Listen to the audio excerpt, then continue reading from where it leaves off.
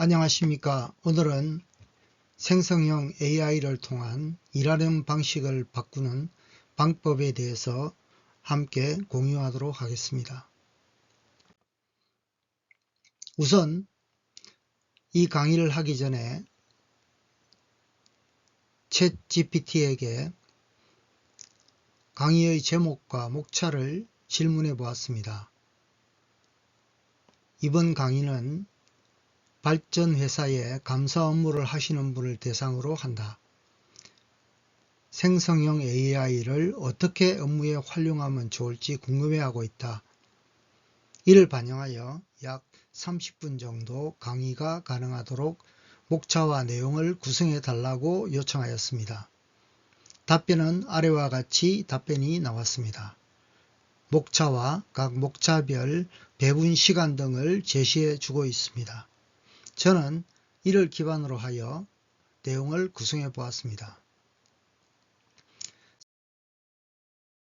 생성형 AI에 대한 소개와 이해, 그리고 활용 사례, 생성형 AI를 도입했을 때 한계점과 대응 방안, 그리고 결론 순서로 말씀드리고자 합니다. 스마트폰이 나타난 지 약 17년이 되었습니다. 세상을 바꾸어 놓았듯이 AI 시대는 반드시 오게 됩니다. 그리고 곧 세상에는 챗GPT를 사용할 수 있는 사람과 없는 사람의 차이만 존재하게 될지도 모릅니다. 챗GPT 3.5는 1년 전에 발표되었습니다. 2달 만에 2억 명이 넘는 사용자가 등록이 되었으며 얼마 전에 챗GPT4와 터보도 발표되었습니다. 마이크로소프트사는 구글의 검색 시장을 도전하기 위해 2003년 1월 달에 약 13조 원을 오픈AI 회사에 투자를 하였습니다. 이는 AI의 미래의 가능성을 확신하고 있다는 증거이기도 합니다.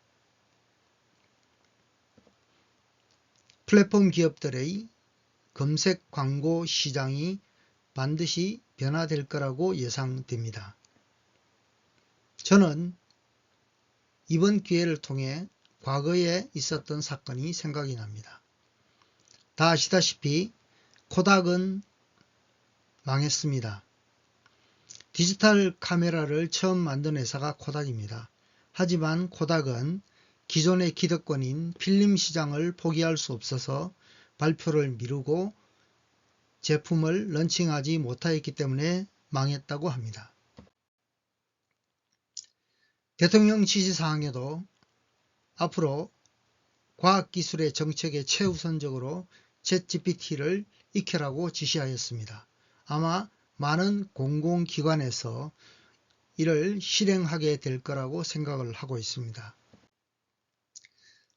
얼마 전까지만 해도 4차 산업혁명이 어떻다느니 하면서 세상을 시끄럽게 했습니다. 이 영혼이 가시기도 전에 우리는 다시 웹 3.0 시대라는 단어를 듣게 됩니다. 지금은 현재 웹 2.0 시대에서 중앙 집중형 정보의 처리를 가지고 우리는 편리하게 살고 있습니다. 인터넷 서비스의 모든 정보는 구글이나 아마존, 페이스북, 애플, 마이크로소프트사를 통하지 않고는 살아갈 수 없을 겁니다. 하지만 이러한 중앙 집중의 문제점을 해결하기 위해서 웹 3.0이 등장했습니다. 이는 비중앙 집권형으로 서비스가 된다는 얘기입니다. 블록체인 기술을 통한 암호화폐가 등장하고 챗GPT와 같은 AI들의 최신 기술이 등장하여 새로운 생태계가 구성되리라 생각을 하고 있습니다. 자, 그러면 우리는 웹 3.0 시대의 승자는 누가 될까요? 구글, 아마존, 페이스북, 애플, 마이크로소프트사에서 나올 건가요? 아니면 다른 회사가 나올 것인가요? 지금 현재 치열한 경쟁이 벌어지고 있습니다. 인공지능 기술의 전쟁은 이미 시작되었습니다. 앞으로는 AI를 사용할 수 있는 사람과 AI의 사용을 당하는 사람, 이를 활용해서 새로운 일자리를 만들어내는 사람과 자신의 일자리를 뺏기는 자의 전쟁이 이미 시작되고 있습니다. 대한민국은 과연 지금 현재 어떤 결정을 내려야 할까요? 아직도 추적자의 생각으로 웹 2.0 검색의 시대를 살아간다면 다가오는 AI 시대에서는 아마 살아남을 수 없을 것입니다.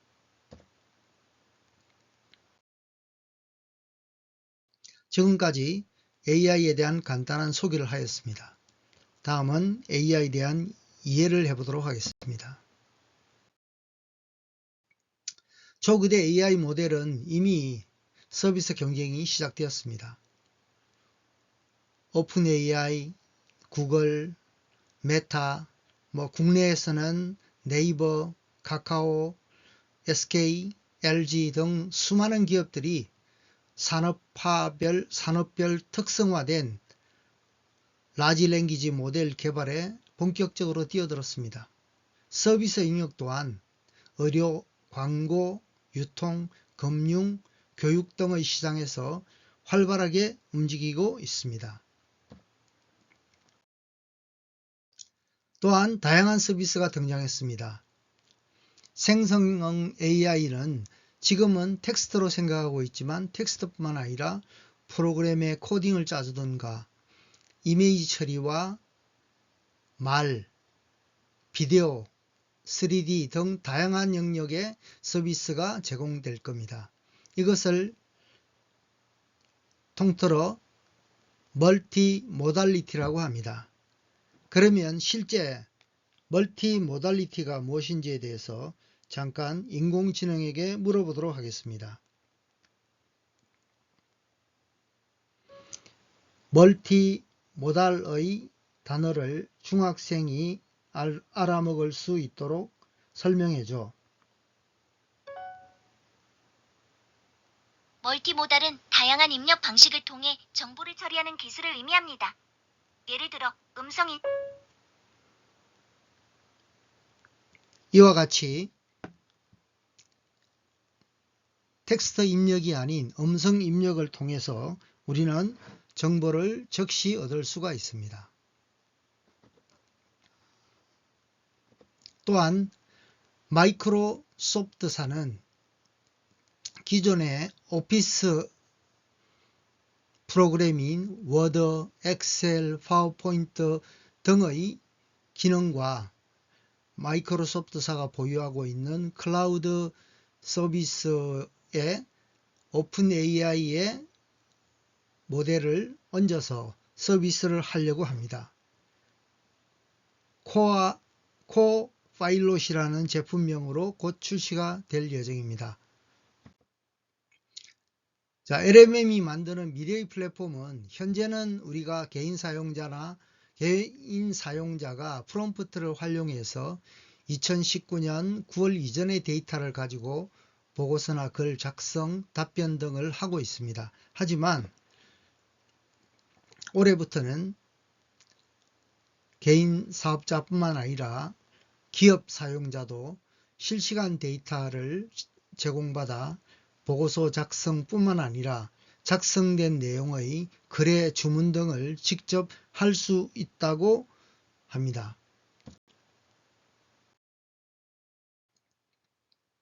그럼 챗GPT-4의 특징을 살펴보면 3.5 버전보다 매우 영리해졌습니다. 미국의 사법시험의 상위 10%로 합격을 하고 다양한 랭귀지가 지원되고 있습니다. 문장의 수준은 1500단어 수준에서 25000단어의 구사가 가능해졌습니다. 답변 내용 또한 매우 안정성을 가지고 있습니다. 위험한 내용이 있다면 질문을 답하지 않습니다. 예를 들어 폭탄 제조 기술을 알려달라고 하면 답변을 하지 않습니다. 이미지를 직접 입력시켜서 잘못된 부분이나 이상한 부분을 찾아 설명도 해줍니다. 또한 다양한 분야의 서비스가 가능합니다. API를 통해서 영어 회화나 고민 상담, 아이디어를 찾아내는 방법 등 다양한 분야의 활용이 가능하도록 되어 있습니다. 자, 그러면 챗GPT-4를 잘 사용하려면 활용법을 알아야 합니다. 일부 사람들은 특정 분야에 대해서만 질문을 하고 답이 틀리면 틀리다고 챗GPT를 무시하는 사람이 있습니다. 이는 아직도 검색이라는 습관에 젖어 있어 챗GPT의 사용법을 정확하게 알지 못하기 때문입니다. 챗GPT에 뛰어난 추론 능력이 있습니다. 사실을 비교한다든가 문맥을 이해하고 언어를 이해합니다. 지식을 합성하여 알려주고 문제 해결에 대한 답도 제공합니다. 그리고 논리적 추론도 하게 되고 유추 추석 추론도 해주고 있습니다. 정말 대단한 능력을 가진 겁니다. 자, 그러면 앞에 나와 있는 AI의 이해를 실제 어떻게 활용하였는지 사례를 살펴보도록 하겠습니다. 우선 가장 핵심은 쓰레기를 넣으면 쓰레기가 나온다는 사실입니다. 따라서 GPT에게 어떤 질문을 하느냐가 핵심이라고 할 수 있습니다. 기본적인 원리는 좋은 결과를 얻기 위해서는 어떤 질문을 하느냐가 약 70%를 차지하고 답변을 다시 조정하는 것에 따라 가지고 30%를 차지한다고 합니다. 즉 GPT는 입력된 단어에 대해서 감정적인 개입이 없습니다. 단지 다음에 나올 단어의 확률을 15조 개의 단어에서 찾아 연결해서 나타낸다는 것입니다. 예를 들어 오늘 점심은 다음에 나올 답은 뭘 먹을까 이겠죠. 따라서 이렇게 구체적인 요구를 하게 되면 정확한 답변을 만들어낸다는 사실입니다. 질문의 원칙은 다음 세 가지만 잘 활용을 해도 훌륭한 답을 얻을 수 있습니다. 우선 GPT에게 역할을 주어야 합니다. 예를 들어 당신은 중학교 2학년 역사 선생님이야. 또한 너무 많은 내용이 안 나오도록 300자 이내로 요약을 정리해 달라고 하든지 아니면 세 가지 핵심 요소로 정리해 달라고 하면 됩니다. 또한 작성하는 내용의 전제 조건을 주는 것입니다. 블로그 기사로 쓸 건데 30대 여성이 알기 쉬운 내용으로 작성해 줘 하면 30대 여성이 쓰는 단어를 써서 작성해 줍니다. 이렇게 만들어줘, 알려줘, 추천해줘, 정의해줘 등과 같은 명확한 명령어를 주시면 됩니다. 전문적인 질문의 예시를 제공해 드리고자 합니다. 다음에 6가지만 알아도 매우 훌륭한 답을 얻을 수가 있습니다. 자, 첫 번째는 타스크를 주어야 합니다. 나에게 필요한 다이어트 프로그램을 추천해 줘 하고 명확하게 답을 줍니다. 그리고 맥락을 주어야 합니다. 배경이나 목적, 환경의 요인 등을 설명해 줘야죠. 나는 고혈압이 있고 키가 175cm고 몸무게가 80g 가진 남성이야. 15kg의 감량이 목표인데 하루에 2시간 정도밖에 사용할 수 없어. 다음은 예시를 주는 겁니다. 주간 다이어트 시간표를 참조해서 그 내용을 작성해 달라고 하는 겁니다. 네 번째는 페르소나를 주어야 합니다. 챗GPT에 명확한 흉내내어야 할 역할의 인물을 지정하는 겁니다. 예를 들어 당신은 다이어트 비법을 강의하는 한국 최고의 인기 있는 박용우 교수야 라고 주는 겁니다. 형식을 주십시오. 목차별로 나열할 것인지 아니면 일자별로 표 형식을 통해서 세 가지 핵심 내용만 정리해 달라고 할 것인지 하는 것도 중요한 요소입니다. 마지막으로는 어조를 주면 됩니다. 명령어로 해달라든가 부드럽게 해달라든가 하는 어조를 주면 됩니다. 이와 같이 6개의 포인트를 가지고 질문을 만들어 인공지능에게 묻는다면 좋은 답변을 얻을 수가 있습니다. 실제로 제가 했던 답변입니다. 만약에 이 원칙을 지키지 않고 질문을 하겠습니다. 나에게 필요한 다이어트 프로그램을 추천해줘 하면 다음과 같은 5가지의 포인트로 정리가 되어 있습니다. 물론 일반적인 내용들이겠죠. 균형 잡힌 식사라든가 정기적인 운동, 규칙적인 생활습관 등을 제시해 줍니다. 자, 이러한 내용보다는 앞에 제가 말씀드린 원칙을 통해서 작성해 보겠습니다. 당신은 다이어트 비법을 강의하는 한국 최고의 인기 있는 박용우 교수야. 나는 고혈압이 있고 175cm에 80kg를 가진 사람이야. 15kg를 감량하고 싶어. 하루에 2시간을 사용해서 나에게 필요한 다이어트 프로그램을 일자별로 정리해서 달라고 요청합니다. 그리고 내용의 표현은 반드시 실행될 수 있도록 명령어 쪽으로 작성해줘 합니다. 이렇게 작성을 하면 다음과 같이 요일별로 쭉 내용을 정리해서 줍니다. 그리고 3가지의 핵심 포인트도 답변을 해 줍니다. 자, 아무래도 쭉 나열된 문장이기 때문에 표가 보기 힘들죠. 그래서 저는 추가로 고쳤습니다. 다이어트 시간표를 엑셀 양식으로 다시 정리해 줘 했습니다. 자, 그러면 현재 엑셀표 양식대로 데이터를 정리해서 줍니다. 이렇게 명확한 질문을 하면은 정확한 답을 얻을 수가 있다는 사실입니다. 자, 따라서 질문의 원칙을 반드시 적용하십시오. 나름대로 프롬프트의 예시문을 만들어 놓고 지속적으로 사용하시면 됩니다. 문장으로 만들기 힘드시다면 아래의 예와 같이 역할, 상황, 목표, 문제풀이, 요청사항, 결과물, 참조정보 등을 구분해서 작성하고 이걸 그대로 질문을 하면 됩니다. 챗GPT는 언어의 연속성을 가지고 찾아내는 거기 때문에 꼭 문장이 아니어도 답을 해냅니다. 이렇게 답을 주면은 다음과 같이 나옵니다. 중학교 2학년 선생이 학생들에게 조선시대의 조세정책에 대해서 각 왕이 했던 내용들의 업적을 특징과 장점을 비교표로 만들어 주고 있습니다. 다음에 생성된 결과물에 대해서도 원하는 관점을 더 제시한다는 사실입니다. 그리고 구체적인 예시를 틀렸으면 구체적인 예시를 들어서 제시하고 점점 더 범위를 좁혀 나가면서 질문을 하면 좋은 결과를 얻을 수 있습니다. 부족하다면 챗GPT에게 추가 정보가 필요하면 나한테 질문해줘 라고 하면 GPT는 무엇이 부족하니 이런 정보를 주세요 라고 질문을 하게 됩니다.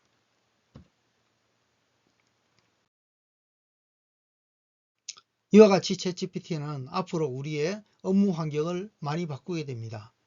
기존에는 회사에서 회의를 하게 되면 회의 주제를 정하고 몇 시에 어디에 모여 라고 얘기하겠지만 앞으로는 회의하기 전에 안건을 먼저 주고 GPT한테 각자 물어보고 그 결과를 가지고 자리에 모여서 토론하게 됩니다. 보고서 또한 챗GPT가 작성해 줍니다. 따라서 인간은 내용만 확인하고 수정하면 됩니다. 사업계획서 같은 경우에도 한 사람이 작성하는 것이 아니라 전체 항목을 나누어서 세분화하고 참여자 각각에게 질문을 한 결과를 가져와서 그 내용들을 세분화한 것을 토론하면 됩니다. 물론 마케팅도 보도자료나 광고 문안 등의 정보를 찾아달라고 하면 찾아줍니다. 간단한 데이터 같은 경우에도 분석을 해서 정리를 해줍니다. 또한 IT 프로그램도 직접 코딩을 하게 됩니다. 중요한 것은 코딩한 내용에 대해서 실제로 테스트도 시킬 수 있다는 사실입니다. 물론 가장 좋은 프로그램을 짜주지는 않지만 개발 속도 측면에서는 엄청난 효과를 볼 수 있습니다. 자, 그러면 추론의 능력에 대해서 한번 살펴보도록 하겠습니다. 자, 지금부터 스텝 바이 스텝으로 생각을 좀 해줘. 내가 5개의 공을 가지고 있어. 그리고 나는 5개의 캔을 샀어. 근데 한 캔에는 3개의 공이 들어있어. 그런데 한 개의 캔이 바람이 나가서 한 개를 반품했어. 그럼 나는 몇 개의 공을 가지고 있지? 당연히 5개 가지고 있고 3개든 5통을 샀으니까 15개 하면 20개죠. 근데 한 통을 반납했기 때문에 17개가 정답입니다. 챗GPT 3.5에서 이 질문을 했을 경우에는 답이 틀렸습니다. 12개의 공을 가지고 있다고 답을 하네요. 자, 하지만 챗GPT 4에 똑같은 문장으로 답을 하면 수식을 제공하고 정확하게 논리 추론을 한 내용의 정답을 말하고 있습니다.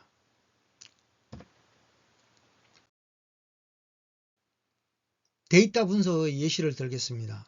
다음에 있는 엑셀표는 제가 임의로 만든 정리한 자료입니다. 세대별로 각각의 특징들을 설명한 내용입니다. Z세대의 매체를 제가 칸으로 비워 놓았습니다. 정답은 당연히 메타버스입니다. 이 표를 그대로 세대별 특징을 구분한 내용인데 Z세대에서 예측되는 매체가 무엇인가라고 질문을 하겠습니다. 물론 이미지를 넣어서 질문을 할 수도 있습니다. 지금은 돈을 내야 되기 때문에 저는 그냥 그대로 엑셀표를 텍스트로 끌고 넣어서 질문을 했습니다. 답변이 나왔습니다. Z세대에 예상되는 매체는 통합된 디지털 환경이라고 답을 했습니다. 그리고 이 디지털 환경은 가상현실과 정강현실을 통해 더욱 실감나는 디지털 경험을 제공하고 개인화된 서비스를 제공하는 것이라고 설명을 하고 있습니다. 정답입니다. 이렇게 데이터 분석 능력도 가능하다는 것입니다. 자, 유튜브 내용이 보통 20-30분짜리 내용이 있습니다. 이 내용도 요약을 해달라고 하면 스크립트를 짜서 요약을 해줍니다. 실제로 제가 만든 동영상을 유튜브에 있는 동영상을 집어넣고 정리해달라고 했더만 한 대여섯 줄의 정도로 정리를 해주고 각 섹션별로 테마를 정해서 나눠줍니다. 그리고 한 가지를 누르면 거기에 해당되는 스타트 지점의 동영상을 짧게 1분 정도로 요약해서 설명해서 정리해 줍니다. 대단한 기능입니다. 자, 한글을 많이 사용하시려면 네이버에서 만들어 놓은 클로버X를 사용하시면 한국에 관한 정보는 우리 네이버가 많이 가지고 있기 때문에 정확한 정보를 더 얻을 수가 있습니다. 아직도 오픈AI는 영어를 기반으로 했기 때문에 아무래도 한국에 대한 정보는 조금 부정확할 수 있습니다. 또한 헤이젠 같은 경우에는 AI가 생성한 아바타를 통해서 육성으로 동영상을 만들어 줍니다. 아바타를 선정하고 텍스트를 입력을 하게 되면 가상으로 만들어진 아바타가 마치 직접 말하듯이 표현을 해서 동영상을 만들어 줍니다. 한국어뿐만 아니라 일본어, 스페인어, 프랑스어 등 다양한 언어로 재생시켜 줍니다. 앞으로 텔레비 방송국에 촬영하는 일이 없어질지도 모릅니다. 또한 스마트폰에서도 가능합니다. 스마트폰에 가서 카톡으로 아숙업을 치고 친구 추가를 하면 됩니다. 똑같이 문자를 입력하면 답을 합니다. 하지만 저는 아숙업을 통해서 책방에서 읽은 책의 요약본을 사진을 찍었습니다.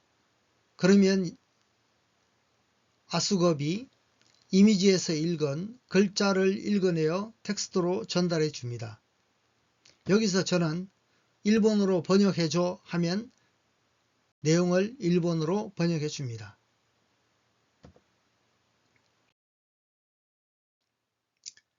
이뿐만이 아닙니다. 다양한 분야의 영역에서도 활용이 가능합니다.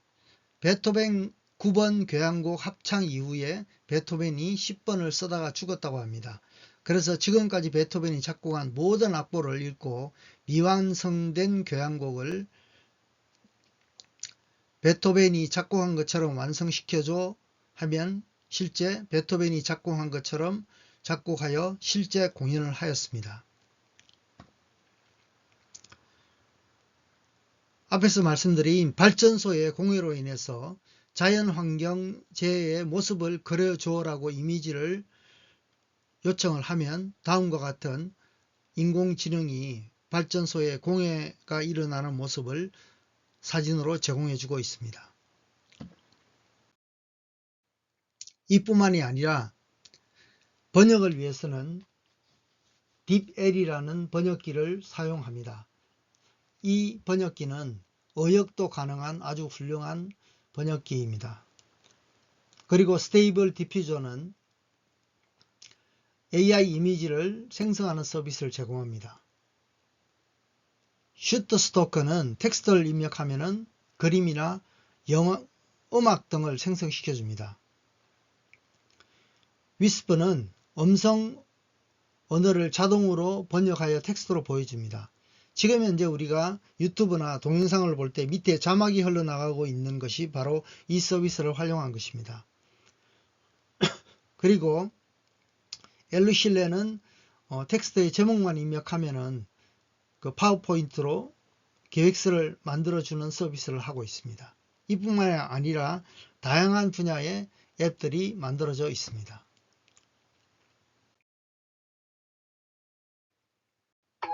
자, 지금까지 생성형 AI의 활용 사례들을 살펴보았습니다.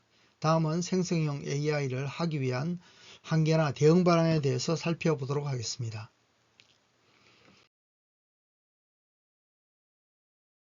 AI나 빅데이터, RPA 등과 같은 도입 시에 주의해야 될 사항이 있습니다. 너무 성급한 결과를 기대한다거나 이것이 모든 만능 처리가 가능하다고 하는 것에 대한 오해가 없어야 합니다. 또한 추진하고자 할 때는 경영청의 강력한 리더십 요구가 필요합니다. 만약 AI를 도입하고자 한다면 명확한 목표를 정해야 합니다.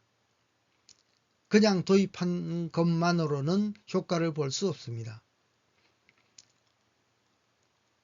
프로젝트에 대해서도 관리에 철저해야 하고 특히 정보에 대한 보안이 중요합니다.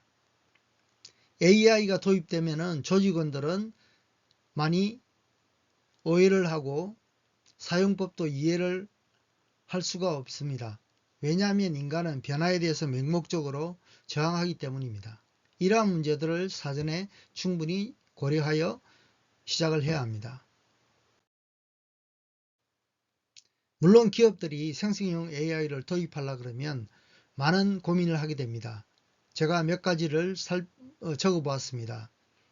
데이터 보안 문제, 다양한 LLM 모델들이 있는데 어떤 것이 좋은지, 우리한테 어떤 것이 잘 어울릴 건지, 만약에 도입한다면 내 사업에 어떤 영향을 줄 것인지, 우리 회사는 무엇을 준비해야 하는 건지, 비용은 얼마나 드는지 하는 등에 대한 고민이 있을 겁니다.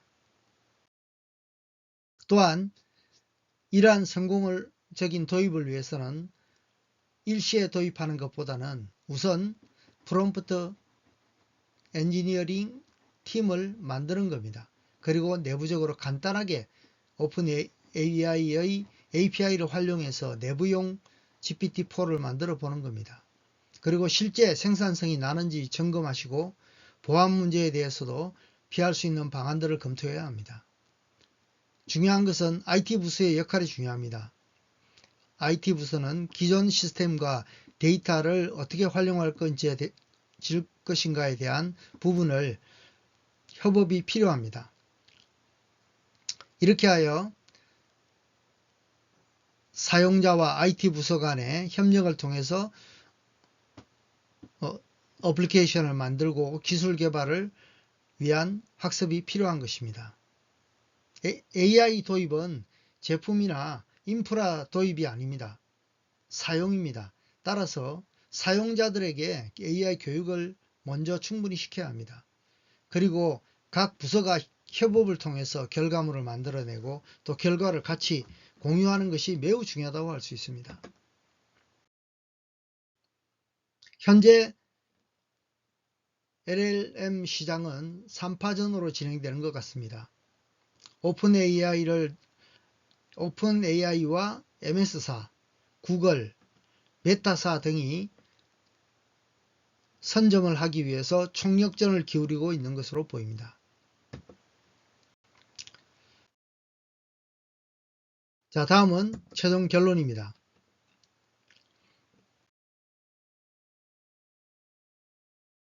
생성형 AI는 무엇을 어떻게 도입하는 것이 아니라 어떻게 사용하느냐에 따라 가지고 이것을 비서로 쓸 건지 선생님으로 활용할 것인지가 결정된다는 사실입니다.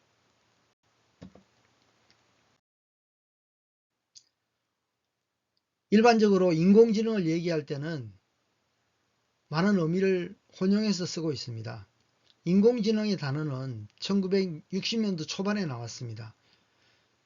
그리고 컴퓨터로 하여금 우리가 하고 있는 일들을 구현하도록 많은 기술가 노력을 했습니다. 하지만 한 20년 동안 거의 실패를 했습니다. 90년도 초반에 머신 랭귀지라는 기술이 정의가 되었습니다. 그래서 별도의 프로그램 없이 학습이 가능하도록 해주는 기술이 개발된 겁니다. 그리고 현재는 딥러닝이라고 얘기합니다. 이거는 2015년 이후에 딥러닝 기술이 발달했습니다. 물론 하드웨어적인 부분도 많이 지원이 되었겠지요. 알파고가 나와서 이세돌을 이길 때도 딥러닝 기술을 이용해서 이겼습니다. 지금 현재는 이것이 더욱 발전해서 심층 강화 학습을 하고 있습니다. 기계가 기계끼리에 서로 학습을 한다는 뜻입니다. 챗GPT4의 튜버 버전이 있습니다. 이것은 터보 버전은 이미지도 해석해 줍니다. 제가 위에 있는 음식 사진 2장을 두고 챗GPT한테 아래와 같이 질문했습니다. 너는 지금부터 유명한 PT 강사인데 냉정하게 판단해서 해석해 달라고 합니다. 2가지 음식을 먹었는데 도대체 얼마나 칼로리를 먹었고 저녁에는 뭘 먹어야 되는지를 작성해 달라고 요청했습니다. 정확하게 첫 번째 사진은 일본식 우동이고 튀김과 노른자가 들어있다고 해석을 했고 칼로리는 700에서 900칼로리로 해석했습니다. 그리고 두 번째 그림에는 면과 소고기가 들어간 스타일, 아시안 스타일이라고 얘기를 했고 약 500에서 700칼로리를 가지고 있다고 해석을 했습니다. 따라서 저녁에는 고칼로리 음식은 피하고 닭가슴살과 채소를 먹도록 하라고 추천해 주네요. 오른쪽에 있는 차자는 제가 일본에 있을 때 일본 친구에게 받은 홍차자리입니다. 노리다케라고 하는 유명한 도자기입니다. 일반 사람들은 이것이 커피잔인지 찻잔인지 잘 구분을 하지 못합니다. 제가 이 사진을 챗GPT한테 물어봤습니다. 어떤 종류의 차가 어울리나고 물어보니 챗GPT의 대답은 찻잔의 우아함과 패턴의 화려함을 고려할 때 전통적인 영국식 홍차나 허브티가 어울릴 것 같다고 추천해 주네요. 정말 대단한 겁니다. 이 정도면은. 문자로 보고서를 만드는 경우입니다. 보고서를 만드는 것은 구체적인 데이터가 필요하기 때문에 제가 먼저 챗GPT4에게 발전 회사에서 석탄 화력 발전으로 환경 파괴를 방지하기 위해서 ESG 활동 계획을 수립하려고 한다. 방법을 가르쳐 줘 하니까 다음과 같은 내용들로 답이 나왔습니다. 그래서 저는 프레젠테이션을 작성하는 어플리케이션에 가서 석탄 발전소의 환경 파괴 대응 활동 계획서를 작성한다고 타이틀을 입력하고 왼쪽에 있는 정보를 입력시켰습니다. 그러고 난 다음에 발표 자료를 만들어 달라고 요청을 하니 제목을 선정하고 제목 밑에 있는 들어가야 될 내용들을 이렇게 풀어서 소개해 줍니다. 물론 직접 텍스트를 수정하여 고칠 수도 있습니다. 텍스트 내용이 고쳐지면은 이미지로 생성해 달라고 하면 다음과 같이 발표 자료로 생성해 줍니다. 물론 발표 자료의 패턴은 제가 선정할 수도 있게끔 되어 있습니다. 그리고 이것을 다운로드 받을 수도 있습니다. PPT로. 지금은 제가 유료이기 때문에 받지를 못했습니다. 국내에서 만드는 감마라는 어플리케이션도 있습니다. 여기는 제목과 간단한 내용만 집어넣으면 앞에 있는 내용과 마찬가지로 PPT를 만들어주고 다운로드를 받을 수 있게 해줍니다. 실제 작성된 내용을 한번 살펴보면 이와 같이 각 목차별로 정리해서 내용을 제공해주고 있습니다. 11월 6일 발표된 오픈AI의 기능 내용은 6가지를 업그레이드 했다고 합니다. 약 300페이지에 달하는 문서를 통으로 넣고 정리해 줍니다. 그리고 개발자에게 어플리케이션을 사용할 수 있도록 권한을 부여합니다. 정보는 2023년 4월 정보까지 접근이 가능하다고 합니다. 그리고 앞에 말씀드린 이미지 해석도 가능하고 파인 튜닝을 할 수 있고 개인별로 자기의 모델을 만들어서 가공해서 쓸 수 있습니다. 현재는 GPT-4의 사용료가 한 달에 약 2만원 정도이지만 가격을 점점 다운로드 하겠다고 합니다. 앞으로는 아마 조회하는 횟수에 따라서 쿠폰에 대해서 가격 정책을 할 걸로 예상이 됩니다. 이와 같이 세상은 정말 빠르게 변합니다.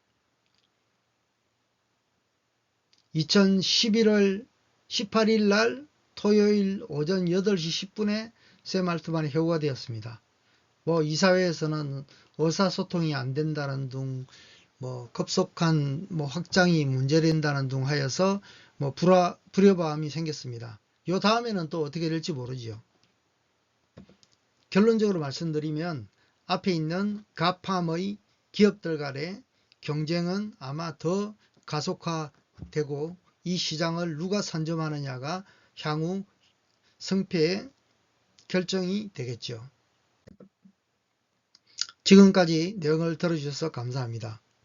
궁금한 점이 있다면 아래 블로그에 오시면 더욱더 많은 정보를 얻을 수가 있습니다. 감사합니다.